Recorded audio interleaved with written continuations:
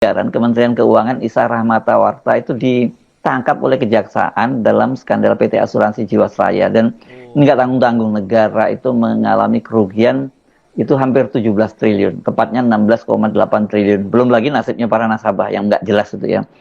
Kendati korupsi itu terjadi saat dia masih menjabat Kepala Biro Perasuransian Bapepam, tetap saja ini menimbulkan pertanyaan, bagaimana mungkin orang seperti ini dipilih oleh Sri Mulyani menduduki posisi yang sangat strategis, Dirjen Anggaran. Dirjen Anggaran Departemen Kementerian Keuangan ditangkap, yaitu berita kriminal.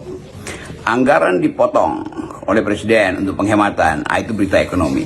Tetapi kalau Dirjen Anggaran ditangkap ketika justru anggaran dipangkas untuk penghematan, itu artinya kerakusan dari sang Dirjen Anggaran itu melebihi kemampuan kita untuk membayangkan tersedianya makanan siang bergizi. Ini soal serius karena Sri Mulyani sebagai Menteri Keuangan mengupayakan supaya insentif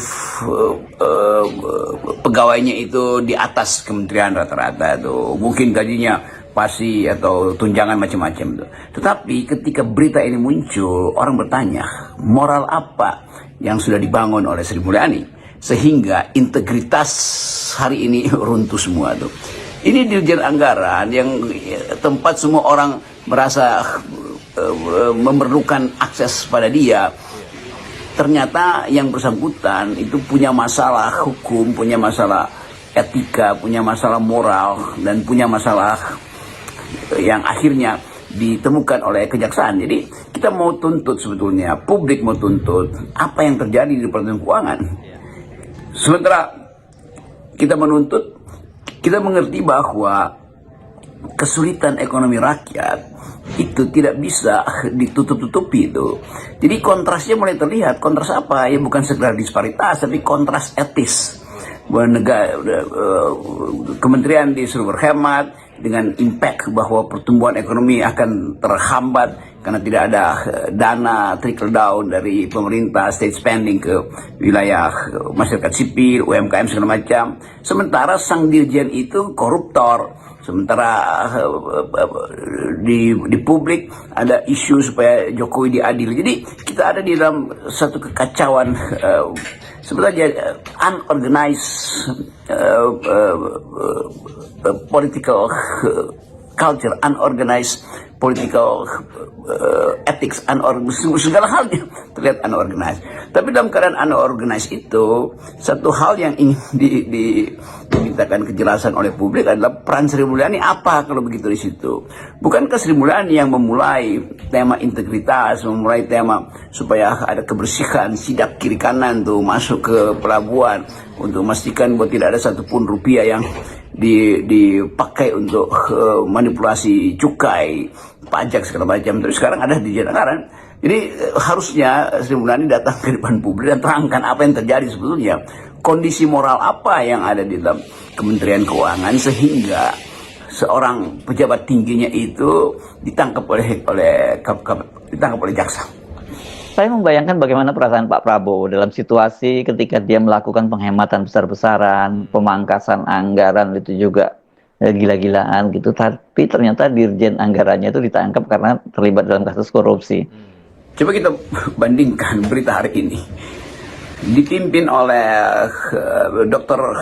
Khatib Basri, Dewan Ekonomi Nasional bertemu dengan Presiden Prabowo untuk mengulas dan membahas impact dari kebijakan politik dan kebijakan ekonomi dan kebijakan imigrasi dari Donald Trump terhadap Indonesia. Lalu dirumuskan di situ bahwa akan buruk sebetulnya impactnya, kecuali Indonesia bersiap-siap untuk menerima semacam berkah tersembunyi bila Trump pasang tarif besar ke Cina, lalu Cina nggak bisa lagi ekspor ke Amerika, lalu perusahaan-perusahaan di situ cari kapiler karena jantung utamanya tersumbat, cari kapiler. Salah satu kapiler ada Indonesia tuh. Lalu dibayangkan bahwa akan banyak investasi masuk ke Indonesia justru sebagai akibat dari penerapan tarif 10% ekspor Cina ke Amerika. Lalu kita bergembira tuh, walaupun itu sangat mungkin tidak terjadi. Ya, halo teman-teman, selamat datang lagi di channel ini. Salam inspirasi, salam NKRI. Ya, terkait penyampaian dari Bung Rocky Gerung, ya saya sangat tertarik ya karena ini masalah korupsi ya. Beberapa hari yang lalu, ya, Dirjen Kementerian Keuangan ditangkap ya atas dugaan kasus korupsi. Ya, ini bisa saja nanti menyeret nama Sri Mulyani selaku Menteri Keuangan di era Pak Jokowi dan sekarang juga dipakai oleh Pak Prabowo Subianto. Kemudian bisa saja Pak Jokowi juga nanti diseret-seret namanya, gitu ya. Karena bagaimanapun beliau dulu sebagai presiden beberapa bulan lalu, ya, presiden ketujuh kita, 10 tahun menjabat, dan banyak orang menduga tidak mungkin Bu Sri Mulyani tidak mengetahui atau mungkin Pak Jokowi tidak tahu ya. Karena ini Dirjen Keuangan loh ya. Orang dalam juga nih ya. Nah, tadi juga berbagai hal sudah dijelaskan oleh Bung Rocky ya, tentu bagaimana memang penegak hukum di negeri ini ya. Saya juga salut kepada pemerintahan Pak Prabowo ini ya. Padahal dulu selama Pak Jokowi 10 tahun menjabat ya, tidak terlalu seramai ini ya para koruptor ditangkap ya. Ini baru 3 bulan lebih sudah banyak sekali dieksekusi. Luar biasa ya.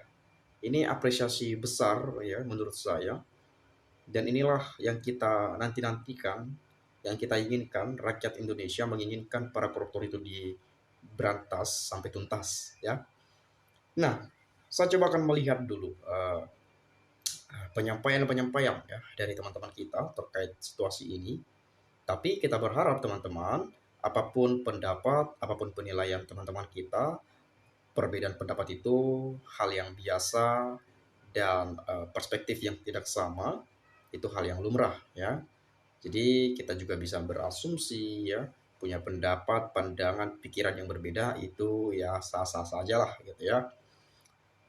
Tergantung bagaimana kita uh, menilai ya, menilai dari apa yang disampaikan, ya, dari apa yang kita lihat, bagaimana pikiran dalam kita mencermati apa yang diucapkan di video-video sebelumnya juga.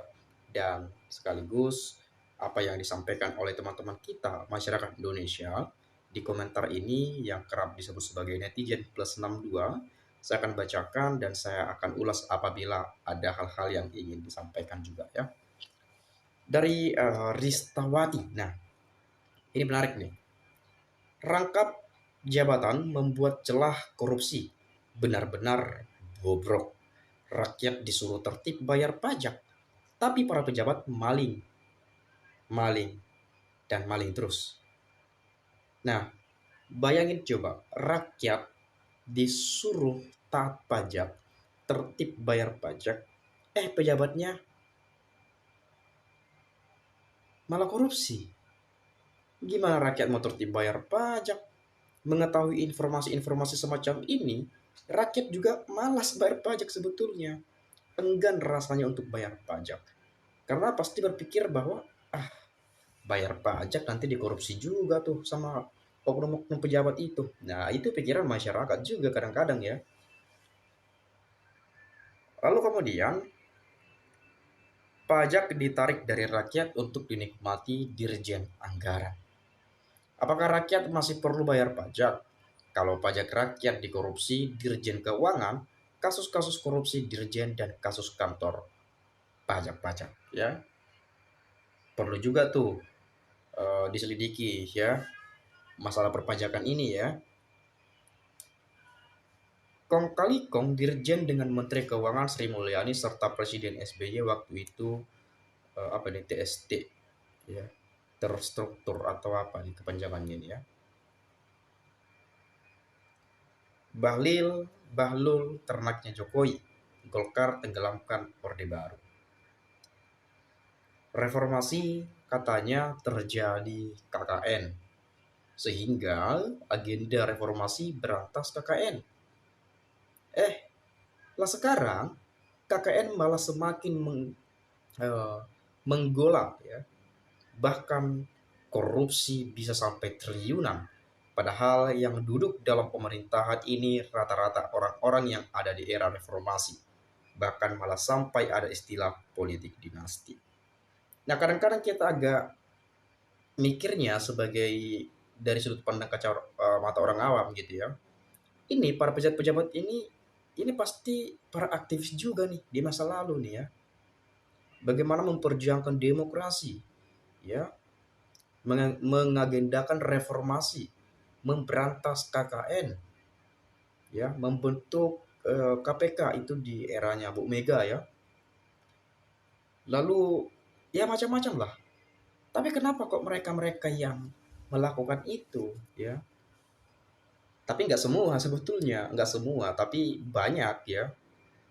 Mungkin belum ketahuan juga yang banyak ini. Tapi beberapa satu persatu sudah terkuak juga ya.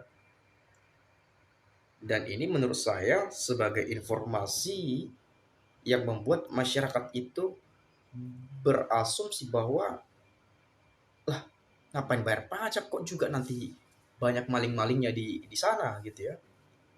Padahal nggak semua, karena satu orang jadi kotor nama lembaga mungkin istilahnya, atau nama pemerintahan, ya, institusi dan seterusnya dan seterusnya. Padahal banyak orang jujur, banyak orang baik, tapi karena satu orang bisa rusak itu. Baik lembaga, institusi, bahkan pemerintahan, ya. Jadi agar bersih ya langsung dituntaskan, ya ditangkap aja tuh, ya ditahan masuk sel atau masuk jeruji besi, ya. Biar istilah katanya ya nggak mengkotori lah gitu ya, nggak mengkotori di lembaga itu, nggak membuat kotor institusi, pemerintahan dan yang lainnya ya. Oke, berarti semua pejabat penguasa, semua koruptor ya, yang naas ketangkap, yang belum ketangkap ketawa ketiwi ya, nggak beradab dan moral ya. Makanya gelar termafia terkorup terkenal sedunia 80 tahun merdeka. Loh cuma panen raya koruptor-koruptor KKN, nepotisme, kemiskinan rakyat di bawah menderita. Tiada akhir korban omon-omon tipu-tipu kosong. Melompong, wele-wele ngerinya Indonesia. Usut juga anak usut apa? Usut juga anak masnya. Oh, jadi anak masnya itu diusut juga ya. Jokowi, Sri Mulyani, masa Mulyani nggak tahu sih tentang Jokowi? Ya pasti tahulah Bu Sri Mulyani tentang Jokowi juga, ya Menteri Keuangan gitu ya. Di kemana anggaran digelontorkan, di mana anggaran dikeluarkan, berapa hutang piutang, pemasukan dan seterusnya, bagaimana mengalokasikan dana ke sini ke situ, ya pasti tahu gitu ya Bu Sri Mulyani. Karena itu kan menteri, artinya pembantu presiden ya. Oke, lalu kemudian kalau kita melihat situasi ini teman-teman ya, kita berharap ya, karena ini sudah masuk tahap pemerintahan baru, ya meskipun sudah beberapa bulan ya, kita mengharapkan bagaimana KKN ini di bumi hanguskan ya, bagaimana para kejahatan-kejahatan, para mafia, para koruptor ya, segala yang kotor-kotor lah ya, yang merugikan masyarakat, yang membuat rakyat sengsara, merugikan keuangan negara, ya, yang terlibat kasus-kasus yang sudah terindikasi dan seterusnya, baik di kementerian, baik di institusi kepolisian, ya, di KPK dan seterusnya, bila mana ada indikasi-indikasi melakukan kejahatan, ya segera diproses, ya, bila mana terbukti, ya langsung diganti aja, jangan dipakai lagi karena takutnya nanti hal-hal yang tak senonoh terulang lagi, ya kejahatan-kejahatan itu bisa terulang lagi. Ya namanya juga manusia penuh dengan keterbatasan sebetulnya, ya tetapi memang ya jangan sampai merugikan banyak pihak hanya karena satu orang, ya jangan terlalu rakus lah istilah katanya seperti itu. Ya sudah dikasih jabatan enak ya, sudah punya wewenang ya, sudah posisinya bagus, sudah digaji ya, difasilitasi, ya. Jadi sebetulnya udah enak gitu ya. Meskipun memang sesuai juga sesuai dengan tanggung jawab mereka masing-masing. Ya, tapi kan itu sudah menjadi pilihan mereka, ya. Dan itu juga misalkan para menteri ya sudah menjadi pilihan presiden misalnya, ya. Dan mereka juga harusnya bersyukur ketika dipilih sebagai menteri, ketika dipilih sebagai dirjen, ketika dipilih sebagai ketua KPK, ketua Polri dan seterusnya, ya. Kepala Kapolri maksudnya, kepala kepolisian dan seterusnya, ya. Jadi macam-macam lah sebetulnya. Ini sudah enak lah ya. Nah, tinggal menjalankan tugasnya seperti apa, ya, tergantung. Kalau misalkan ketahuan, oke lah menikmati sementara, tapi kalau sudah ketahuan kan langsung habis. Namanya cacat, ya, nama baiknya rusak, ya, terdengar buruk, ya, melakukan kejahatan ini itu, jabatannya hilang. Jadi banyak sebetulnya yang ketika ketahuan korupsi, dia sendiri yang rugi sebetulnya, gitu ya. Jabatan hilang, ini hilang, itu hilang, dan seterusnya, nama baik tercoreng, nggak dipakai lagi tuh nanti ke depannya. Ya, itu yang menjadi sesuatu hal yang perlu dievaluasi juga di pemerintahan ini agar ke depan lebih baik ya. Mungkin itu saja tambahan dari saya. Bila mana teman-teman ada ucapan dan kata-kata pemikiran-pemikiran penilaian yang lain, bolehlah silakan sampaikan di video ini. Itu saja, sekali lagi saya ucapkan salam NKRI harga mati.